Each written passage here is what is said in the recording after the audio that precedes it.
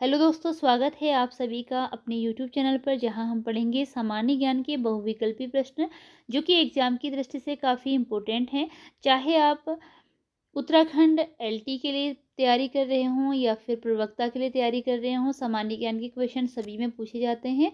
और उसके अतिरिक्त समूह ग या फिर अन्य प्रकार के एग्ज़ाम में या किसी भी राज्य के एग्ज़ाम की तैयारी कर रहे हों तो आपको यहाँ पर भारत के इतिहास से संबंधित या अन्य क्वेश्चन देखने को मिलेंगे।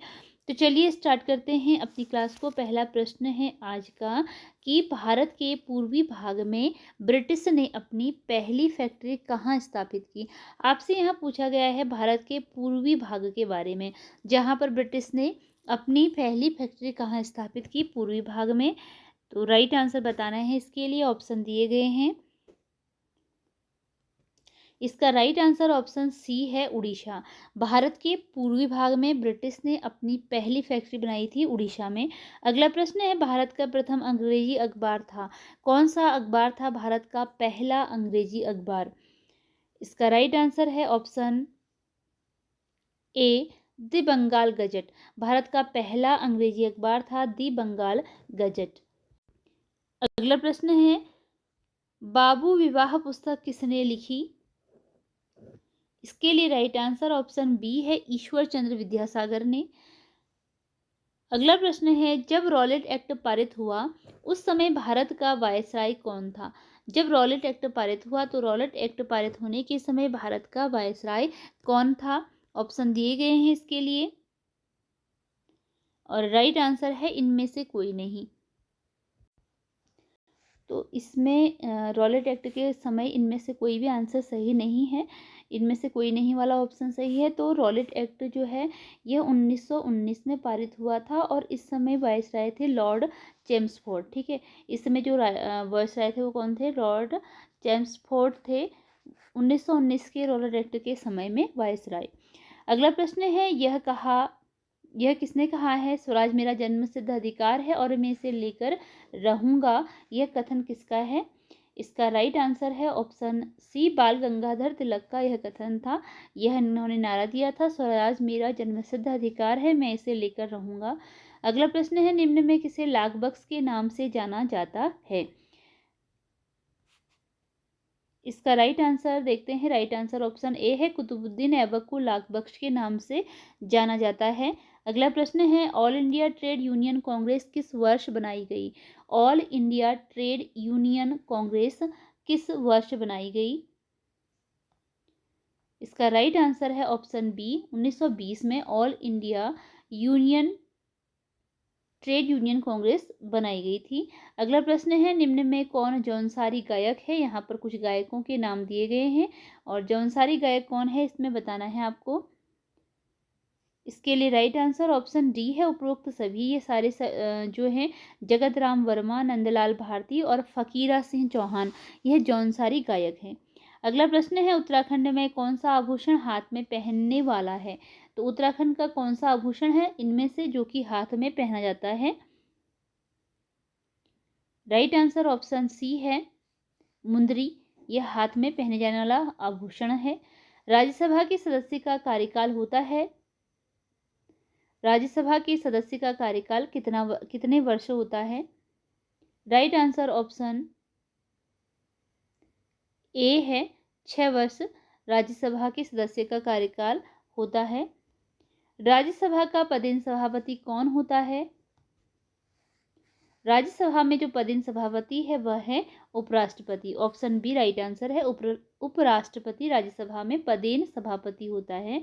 अगला प्रश्न है, निम्नलिखित में कौन स्तनधारी है? इनमें से कौन स्तनधारी है? यहाँ पर कुछ ऑप्शन दिए गए हैं। राइट आंसर ऑप्शन डी है, बी और सी, समुद्री सिंह और समुद्री गाय, यह दोनों स्तनधारी हैं। लोकसभा की कार्यवाही में भाग ले सकता है, तो इनमें से किसे अधिकार है कि जो लोकसभा की कार्यवाही में भाग ले सकता है?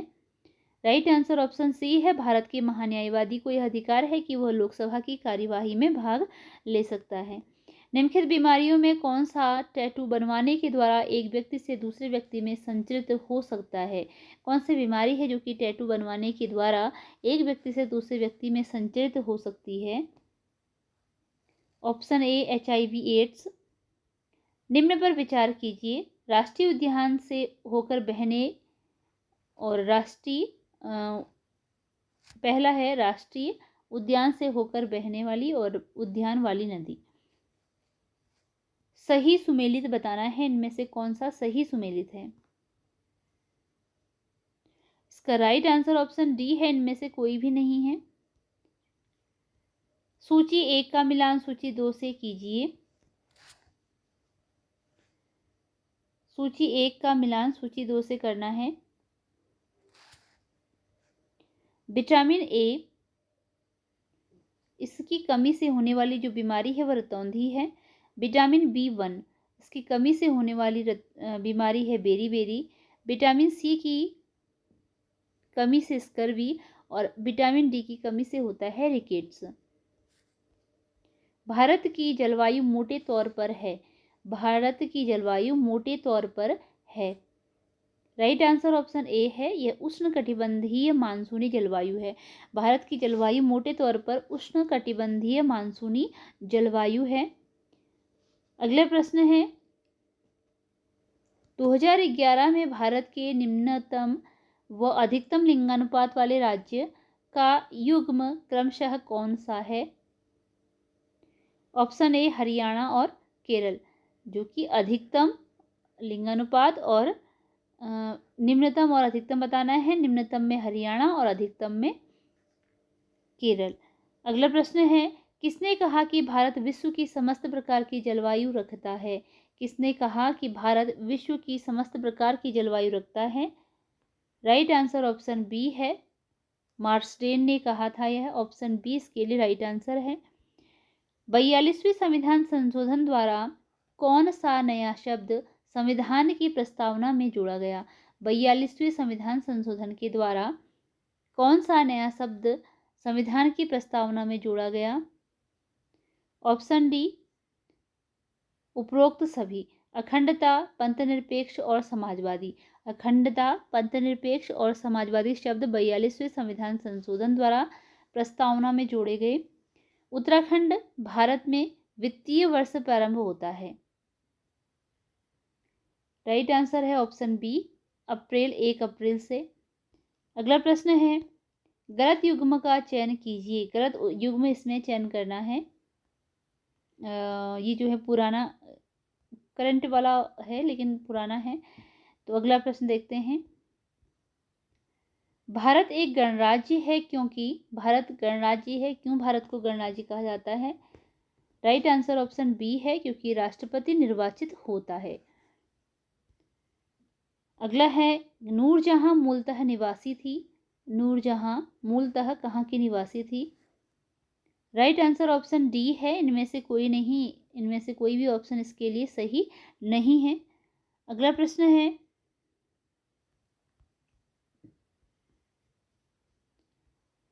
किस कानून के द्वारा भारत में ईस्ट इंडिया कंपनी का शासन समाप्त हुआ?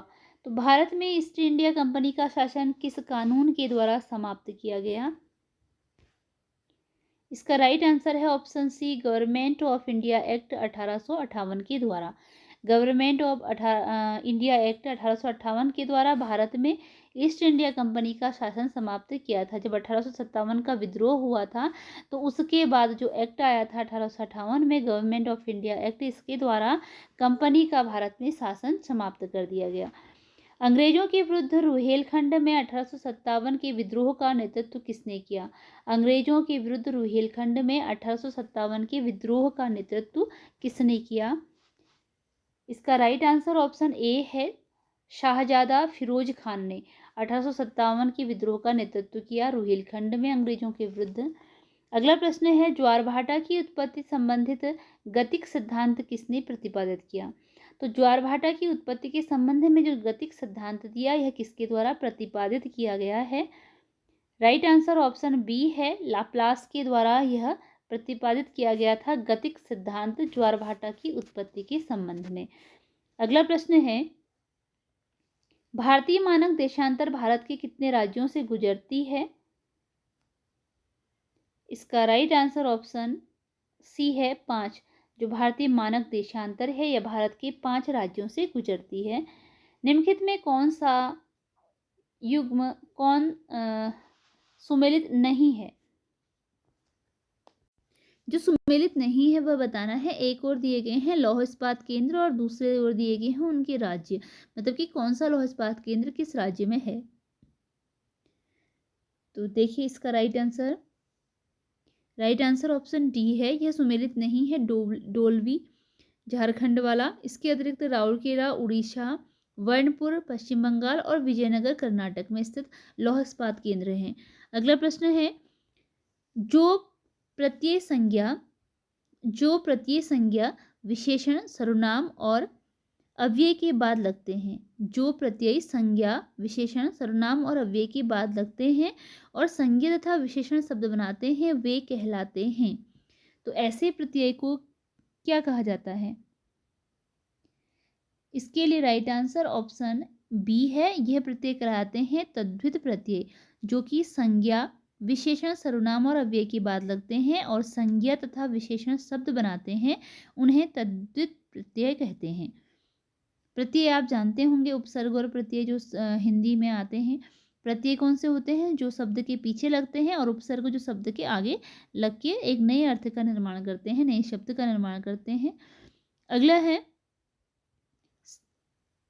डैश समास में, यहाँ पर समास का नाम लिखना है कौन सा समास है। उत्तर पद प्रधान होता है और पूर्व पद गौड़ होता है। किस समास में उत्तर पद प्रधान होता है और पूर्व पद प्रधान गौड़ होता है? इसके लिए राइट आंसर है ऑप्शन ए। तत्पुरुष समास में उत्तर पद प्रधान होता है जबकि पूर्व पद गौड़ होता है। अगला प्रश्न है, और बहुव्रीहि समास क्या होता है? इसमें कि एक जो शब्द होता है उसका एक नया अर्थ निकल के आता है। दोनों ही पद इसमें मतलब दोनों पदों का जो मेल होता है उससे एक नया अर्थ बनता है। कर्मधारय में एक विशेषण होता है और एक विशेष्य होता है। अगला प्रश्न है, 3 रंगों का समाहार तिरंगा में कौन सा समास है? 3 रंगों का समाहार तिरंगा में समास बताना है, कौन सा होगा? इसके लिए राइट आंसर ऑप्शन बी है, द्विगु समास। जब हमें संख्या, जैसे यहाँ पर 3 रंग, तिरंगा अर्थात कि 3 रंगों का समाहार, तो जब 3 संख्या हमें मिल जाती है वहाँ पर द्विगु समास होता है। अगला है, शुद्ध वाक्य रचना का चयन कीजिए। इनमें से कौन सा वाक्य है जिसकी रचना सही है? राइट आंसर ऑप्शन सी है, वह फजूल की बातें करता है। अगला प्रश्न है, संयुक्त वाक्य का चयन कीजिए। यहाँ पर संयुक्त वाक्य का चयन करना है। इसके लिए राइट आंसर ऑप्शन डी है, ए और बी दोनों। वह घर आया और उसने भोजन किया। शीला ने एक पुस्तक मांगी और वह उसे मिल गई। मोहन ने कहा कि मुझे जल्दी भोजन करना है। यह जो है यह मिश्र वाक्य का उदाहरण है, जबकि ये दोनों संयुक्त वाक्य के उदाहरण है। जब की से शब्द जुड़ता है तो मिश्र में, और जैसे इन शब्दों से संयुक्त में शब्द जुड़ते हैं। अगला है, वाह कितना सुंदर दृश्य है, यह वाक्य है। वाह कितना सुंदर दृश्य है, यह वाक्य किस प्रकार का वाक्य है? विस्मयादिबोधक है, विधानवाचक है, प्रश्नवाचक है या कर्तृवाचक है? तो इसका राइट आंसर है ऑप्शन ए, विस्मयादिबोधक वाक्य। जब वाह, आह, हाय इस प्रकार के शब्द आते हैं तो वो विस्मयादिबोधक वाक्य के अंतर्गत आते हैं। अगला प्रश्न है, अर्धविराम का चिन्ह है। यहाँ पर आपको अर्धविराम का चिन्ह पहचानना है। इसमें कौन सा अर्धविराम का चिन्ह है? इसके लिए राइट आंसर है ऑप्शन बी। ये जो चिन्ह आपको दिखाई दे रहा है इस प्रकार से, यह अर्धविराम का चिन्ह है। अगला प्रश्न है, सड़क नापना मुहावरे का अर्थ है। सड़क नापना मुहावरे का अर्थ, इसका राइट आंसर है ऑप्शन सी, व्यर्थ में इधर उधर घूमना। सड़क नापना अर्थात कि व्यर्थ में इधर उधर घूमना। जहाँ एक शब्द के साथ एक से अधिक अर्थ चिपके हों वहाँ होता है। जहाँ एक शब्द के साथ एक से अधिक अर्थ चिपके हों वहाँ कौन सा अलंकार होता है? इसका राइट आंसर ऑप्शन सी है, वहां पर अलंकार होता है श्लेष अलंकार। अगला क्वेश्चन है, तारा सो तरनी धूरी धारा में लागत जिमी, धारा पर पारा पारावार यों हलत है, उपरोक्त में कौन सा अलंकार है। यहाँ पर अलंकार पहचानना है, कौन सा अलंकार है। तो इसका राइट आंसर ऑप्शन ए है, अतिशयोक्ति अलंकार। जब किसी बात को बढ़ा चढ़ाकर बोल दिया जाता है तो वहां पर अलंकार अतिशयोक्ति अलंकार हो जाता है। शुद्ध वर्तनी का चयन कीजिए, इनमें से शुद्ध वर्तनी कौन सी है। राइट आंसर ऑप्शन डी है, उपरोक्त सभी शुद्ध हैं, ये सारे ही शुद्ध वाक्य हैं। कनिष्ठ, परिच्छेद और वनस्पति। निम्न में विसर्ग शब्द का चयन कीजिए, यहाँ पर विसर्ग शब्द का विसर्ग संधि का चयन करना है। इसके लिए राइट आंसर ऑप्शन ए है, दुधन शासन बराबर दुशासन, यहाँ पर विसर्ग संधि है। सतधन चरित में सच्चरित, यहाँ पर व्यंजन संधि है। पितृधन आज्ञा में स्वर संधि है और यह भी स्वर संधि का ही उदाहरण है। अगला प्रश्न है, प्रतिधन उपकार। प्रतिधन उपकार जिसमें कि ई, छोटी ई और छोटा ऊ का योग हो रहा है, जो कि यू में बदल जा रहा है। तो यहाँ पर इसका आपको बताना है कि क्या बनेगा, प्रतिधन उपकार से क्या बनेगा। इसका राइट आंसर ऑप्शन बी है, प्रत्युपकार। प्रतिधन उपकार का प्रत्युपकार शब्द बनेगा। अगला प्रश्न है, अरबी शब्द का चयन कीजिए, इनमें से कौन सा शब्द है जो अरबी भाषा का है। राइट आंसर इसके लिए ऑप्शन सी है, इम्तिहान। यह शब्द अरबी भाषा का शब्द है। अगला प्रश्न है, रचना के आधार पर वे शब्द जो किसी दूसरे शब्द या शब्दांश के योग से न बने हों और अपने में पूर्ण हो, उन्हें कहते हैं। तो रचना के आधार पर जो दूसरे शब्दों के योग से नहीं बनते हैं, अपने में ही पूर्ण होते हैं, वह शब्द क्या कहलाते हैं। इसका राइट आंसर ऑप्शन ए है, मूल शब्द कहलाते हैं वह। संकर शब्द वह होते हैं जो कि दो अलग अलग भाषाओं से मिलकर बनते हैं, उन्हें संकर शब्द कहा जाता है। निम्न में कौन सही युग्म का चयन, निम्न में से सही शब्द का सही युग्म का चयन कीजिए। यहाँ पर सही युग्म का चयन करना है। राइट आंसर ऑप्शन सी है, इसमें ए और बी दोनों ही सही हैं। रेलगाड़ी, रेल अंग्रेजी भाषा का है और गाड़ी हिंदी का है, तो संकर शब्द हो गया। दो अलग अलग भाषाओं के शब्द जब बनते हैं तो वो संकर शब्द कहलाते हैं। पान, दान, पान हिंदी का और दान फारसी का शब्द है, तो इससे मिलकर यह जो शब्द बनता है यह पानदान और संकर शब्द के अंतर्गत आता है। कामदेव शब्द का पर्यायवाची शब्द है। कामदेव का पर्यायवाची शब्द बताना है, इसमें से कौन सा कामदेव का पर्यायवाची शब्द है। इसके लिए राइट आंसर है ऑप्शन ए, पुष्पगंधा। यह कामदेव का पर्यायवाची शब्द है। विधु ब्रह्मा का होता है, पुरंदर इंद्र का होता है। अगला है, पृथ्वी शब्द के पर्यायवाची शब्द हैं, इनमें से कौन सा है जो कि पृथ्वी के पर्यायवाची शब्द हैं। ऑप्शन डी, वसुमती, वसुंधरा और उर्वी, ये तीनों ही पृथ्वी के पर्यायवाची शब्द हैं। सात्विक शब्द का विलोम शब्द है। सात्विक का विलोम शब्द होगा ऑप्शन ए, तामसिक। आदान का विलोम शब्द है ऑप्शन सी, आदान का विलोम शब्द प्रदान है। सूची ए और बी को सुमेलित करना है। व्यक्ति के नाम हैं और उनके उपनाम हैं, कि कौन सा उपनाम है किसका। इसका राइट आंसर है, गोविंद बल्लभ पंत को भारत रत्न के नाम से जाना जाता है। ठगुली देवी टिंचरी माई के नाम से जानी जाती है। इंद्रमणि बडोनी को उत्तराखंड के गांधी के नाम से जाना जाता है और गुमानी पंत को लोक रत्न के नाम से जाना जाता है। यह इनके उपनाम हैं।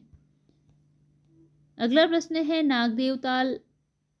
नागदेवताल डैश में स्थित है, कौन से राज्य जिले में स्थित है बताना है। यहाँ पर राइट आंसर ऑप्शन सी है, रानीखेत अल्मोड़ा में स्थित है नागदेवताल। प्रसिद्ध टपकेश्वर महादेव मंदिर स्थित है, जनपद का नाम बताना है, किस जनपद में स्थित है। इसके लिए राइट आंसर है ऑप्शन डी, देहरादून में स्थित है। इसी के साथ यह वीडियो यहीं पर एंड होती है। मिलते हैं अगली वीडियो में कुछ नए प्रश्नों के साथ। चैनल पर नए हो चैनल को सब्सक्राइब जरूर कीजिएगा। धन्यवाद।